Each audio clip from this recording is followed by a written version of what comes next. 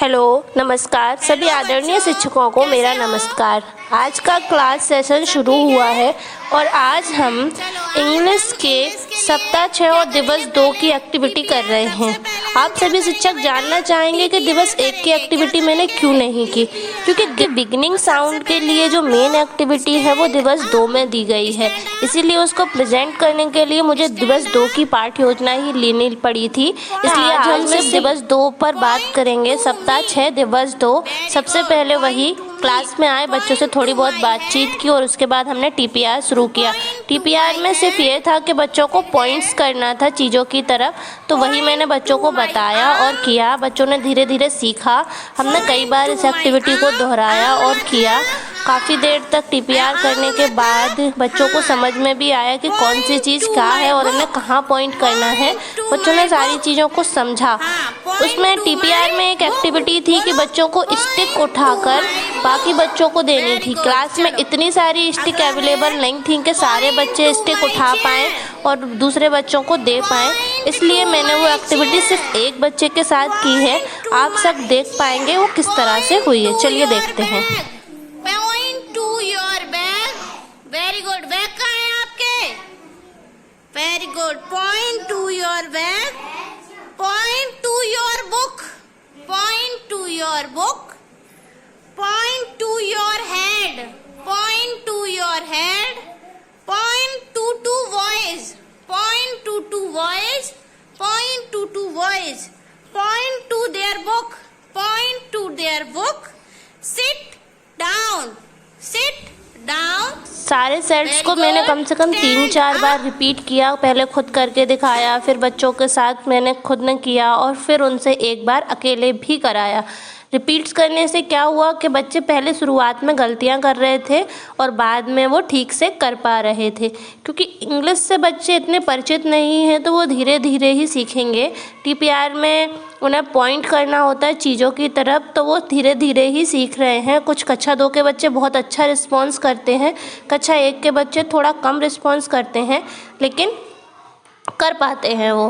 तो पर आप सारे सेट्स को रिपीट करिएगा कम से कम 3-4 बार, तो ही बच्चा समझ पाएगा। आप ये चाहें कि वो सेट एक बार करने में हो जाए तो वो एक बार करने में नहीं हो पाता है।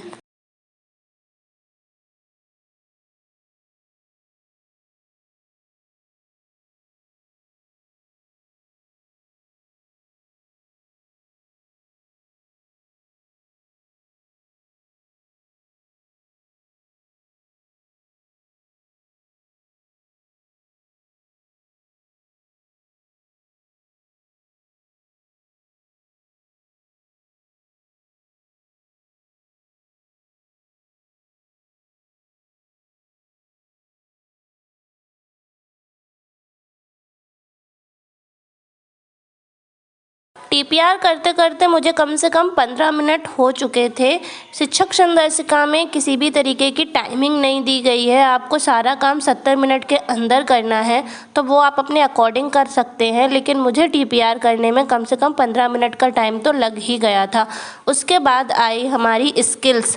सबसे पहले आप बच्चे को सुनाना है और फिर सुनकर बच्चा बोलेगा, लेकिन उसके बीच भी मैंने कार्ड का इस्तेमाल किया। जब मैं बच्चों को सुना रही थी यानी बोल रही थी, तब मैंने बच्चों को कार्ड दिखाया कि बेटा ये बी है, बी है, बी है, फिर ये सी है, सी है, सी है। बच्चों ने ये सीखा। आज मुझे बी से लेकर एफ तक के अल्फ़ाबेट्स बच्चों को सिखाने थे, तो मैंने बच्चों को पहले वो बोले और फिर बच्चों ने वो सुने और फिर बच्चों ने सुनने के बाद फिर बच्चों ने भी रिस्पॉन्स किया। बच्चे भी उसे बोल पा रहे थे कि ये बी है, ये ई है, ये एफ़ है, सारी चीज़ें बच्चे बोल पा रहे थे। और बोलने के बाद बारी आई पढ़ने की, तो पढ़ने के लिए मैंने सारे जो अल्फ़ाबेट आज बच्चों को दिखाए थे या बोलकर सुनाए थे उनको बोर्ड पर लिख दिया और फिर एक एक करके बच्चों को बुलाया उन्हें पढ़ने के लिए। ये एक्टिविटी पहले कक्षा 2 एक्टिविटी पहले कक्षा 2 के साथ और फिर कक्षा 1 के साथ की गई, क्योंकि बच्चे एक बार और इसको सुनेंगे और देखेंगे कि कक्षा 2 के बच्चे उन्हें किस तरह पढ़ रहे हैं। फिर कक्षा 1 का प्रत्येक बच्चा इन अल्फ़ाबेट्स को पढ़ पा रहा था। मेरी क्लास में तो सारे ही बच्चे पढ़ पा रहे थे। चलिए अगली स्किल्स की तरफ चलते हैं, जो कि है लिखना। लिखने की स्किल्स के लिए पहले आप बच्चे को हवा में लिखकर दिखाएंगे। उसके लिए ऐसे दो उंगलियां लेंगे हवा में और पहले आप बच्चे को खुद कर कर दिखाएंगे। फिर बच्चे भी आपके साथ इस एक्टिविटी को करेंगे और इस एक्टिविटी को कई बार दोहराते हुए आपको बार बार सारे अल्फ़ाबेट्स हवा में बनाकर दिखाने हैं। हवा में बनाने के बाद आपको थोड़ी देर तक फ्लोर राइटिंग भी करवानी है।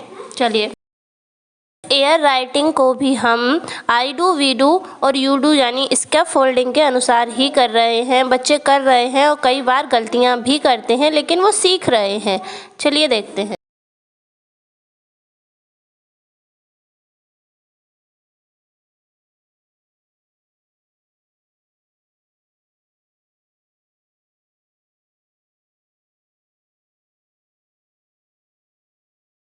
एयर राइटिंग के बाद आपको बच्चों को उनकी पाठ्य पुस्तक खोलकर बतानी है, जैसा कि शिक्षक संदर्शिका में दिया है। बच्चे आज पेज नंबर 8 पर काम करेंगे कक्षा 1 के, और कक्षा 2 के बच्चे पेज नंबर 8 और 9 दोनों पे काम करेंगे। तो आपको बच्चों को उनकी पाठ्य पुस्तक खोलकर दे देनी है। पुस्तक पर काम करने के बाद आपको एक बार पाठ्य पुस्तक को भी चेक कर लेना है, बच्चे ने कहाँ गलती की है और कैसी गलती की है। तो उनको उनकी गलतियाँ सुधारने का भी मौका देना है। उन्हें समझाना है कि जैसा ऊपर बना है वैसा ही नीचे बनाना है। कक्षा 1 के बच्चे ज़रूर गलती करेंगे, तो एक बार आप उन्हें ज़रूर समझा दीजिएगा। कक्षा 2 के बच्चे भी कई बार गलती करते हैं। इसमें स्मॉल लेटर्स पे ही कलर्स भरना था, लेकिन कई सारे बच्चों ने सारे ही बलून्स में कलर भर दिए थे। तो एक बार आप इसे भी चेक कर लीजिए। चलिए बढ़ते हैं अगली एक्टिविटी की तरफ। आपका नाम बताना है। जैसे ये क्या है? क्या है ये? बॉटल। इसमें कौन सी आवाज सबसे पहले आ रही है बेटा? क्या आ रहा है? बा। बा मतलब बी। बा मतलब बताओ? बी। बा किससे आएगा? बी से। बॉटल में पहला शब्द क्या आ रहा है बेटा? बी। क्या आ रहा है? बी। बॉटल में पहला शब्द कौन सा आ रहा है? बी। कौन सा आ रहा है बेटा? बी, है ना? तो इसको कहते हैं बिगिनिंग साउंड। इसको क्या कहते हैं? Beginning sound. बिगिनिंग मतलब शुरुआत में आने वाला। तो आपको पहचानना है। चलो अगला लेते हैं। ये है हमारा डस्टर। डस्टर। बिगिनिंग साउंड क्या है? बिगिनिंग साउंड क्या है बेटा? डी। डस्टर। बिगिनिंग साउंड क्या है? बिगिनिंग साउंड क्या है? क्या है बेटा? डी। अच्छा, इस डस्टर का क्या काम है? क्या करते हैं हम इससे? बोर्ड को मिटाते हैं। मिटाते हैं। अच्छा, ये क्या है? ये क्या है? बुक। ये क्या है? बुक। इसका बिगिनिंग साउंड क्या है बेटा? इसका बिगिनिंग साउंड क्या है? इसका बिगिनिंग साउंड क्या है? बी। ये क्या है? बुक। इसका बिगिनिंग साउंड क्या है? इसका काम क्या है? बुक का काम क्या है बेटा? लिखना या पढ़ना। बुक में क्या करते हैं? पढ़ते हैं। लिखते कहाँ है? नोटबुक में। बुक में क्या करते हैं अपन? पढ़ते हैं। तो बुक का क्या काम है काजल? पढ़ने का। बुक का बिगिनिंग साउंड क्या है बेटा? बी। Very good. चलो अगली चीज देखते हैं हम। ये है चौक। ये क्या है? चौक। ये क्या है बेटा? चौक। इसका बिगिनिंग साउंड क्या होगा? है? सी। इसका बिगिनिंग साउंड क्या होगा? सी। इसका बिगिनिंग साउंड क्या होगा? सी। इसका बिगिनिंग साउंड क्या होगा? सी। क्या है ये? चौक। इसका बिगिनिंग साउंड? सी। क्या होगा? सी। इसका काम क्या है? क्या करते हैं हम इससे? लिखते हैं। कहाँ पे लिखते हैं? बोर्ड पे। अब बोर्ड शब्द आया तो मुझे ये बताओ, बोर्ड का बिगिनिंग साउंड क्या है? बी। बोर्ड का बिगिनिंग साउंड क्या है?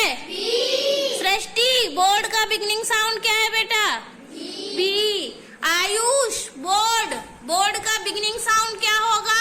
बी। Very good. चलो एक और चीज है हमारे पास, स्टिक। क्या है ये? स्टिक। इसका बिगिनिंग साउंड क्या है? क्या है? एस। स्टिक। तो क्या हो रहा है? एस। इसका बिगिनिंग साउंड क्या है? एस। स्टिक का काम क्या है बेटा? बोर्ड पर पढ़ना। Very good. चलो ये क्या है बेटा? क्या है ये? चेयर। चेयर का बिगिनिंग साउंड क्या है? चा। चा। चा किससे बनाते हैं हम? सी से। किससे बनाते हैं? सी से। चेयर का बिगिनिंग साउंड क्या है? सी। बिगिनिंग साउंड क्या है? सी। चेयर का काम क्या होता है बेटा? बैठना। चेयर का काम क्या होता है? बैठना। अच्छा ये डोर। क्या है ये? डोर। डोर का बिगिनिंग साउंड होता है? डोर का बिगिनिंग साउंड? डी। डोर का बिगिनिंग साउंड क्या होगा? डी। चलो ये क्या है? ये क्या है? बैग का बिगिनिंग साउंड? बैग का बिगिनिंग साउंड? साहेब बैग का beginning sound? B. Very good. कसेज खड़ी हो जाओ। चौक का बिगिनिंग साउंड? सी। चौक का beginning sound? C. Very good. बैठ जाओ। बोतल का बिगिनिंग साउंड? बा। बा मतलब बी। बा मतलब बी। क्लास में मौजूद चीज़ों को दिखाने के बाद और उनके बिगिनिंग साउंड से परिचय कराने के बाद फिर मैंने बच्चों की वर्कबुक की वर्कशीट नंबर 8 और 9 खुलवाया और उसमें वोकैबुलरी चार्ट दिया था। उसे बच्चों को पढ़कर बताना है और पढ़ने के साथ साथ उसमें बच्चों को बिगिनिंग साउंड की भी पहचान कराते जाना है। ये आप बच्चों को पढ़ कर बताते जाएंगे और बच्चे आपको बिगिनिंग साउंड भी बता पाएंगे। बिगिनिंग साउंड बच्चे इसलिए बता पा रहे हैं क्योंकि आपने उन्हें पहले क्लास में मौजूद ही चीज़ें दिखाई और उनके बिगिनिंग साउंड पूछे। तो अब किताब में जो चित्र हैं, जो वोकैबुलरी चार्ट है, उसको दिखा कर जब आप उनसे बिगिनिंग साउंड पूछेंगे या उन्हें बताएंगे तो बच्चे की समझ और ज़्यादा मजबूत बनेगी। बस इसी के साथ आपको वोकैबुलरी चार्ट पढ़ते जाना है और बच्चों को बिगिनिंग साउंड से आइडेंटिफाई कराते जाना है, परिचय कराते जाना है और उसके बाद बच्चों को वर्कशीट पर काम करने के लिए अगला बना है डक। डक। डक का beginning sound? D. Doll. Doll का बिगिनिंग साउंड? डी। डॉल का बिगिनिंग साउंड? वोकैबुलरी चार्ट को कम से कम आपको 3 से 4 बार बच्चों को पढ़कर बताना है और बीच ही बीच आपको उन्हें बिगिनिंग साउंड भी बताना है। उसके बाद आपको उन्हें वर्कशीट पर काम करने के लिए देना है। वर्कशीट पर जब बच्चे काम कर चुके होंगे तो आपको उनकी वर्कशीट को चेक भी करना है और उन्हें उचित टिप देना है। उसको ठीक से चेक करके अपना है और बस इसी के साथ आज का सेशन समाप्त होगा। आशा करती हूँ आप सबको ये सेशन समझ आया होगा। हो सकता है मैंने कुछ मिस्टेक की हो तो आप मुझे सुझाव भी दे सकते हैं और अगर आपको कोई भी दिक्कत आए इस क्लास सेशन को समझने में तो मुझे ज़रूर बताइएगा। मैं अपनी गलतियों को सुधारने का पूरा प्रयास करूँगी। लास्ट में आप सबको बहुत बहुत धन्यवाद। मिलते हैं नेक्स्ट सेशन और नेक्स्ट वीडियो नेक्स्ट पाठ्य योजना के साथ। नमस्कार।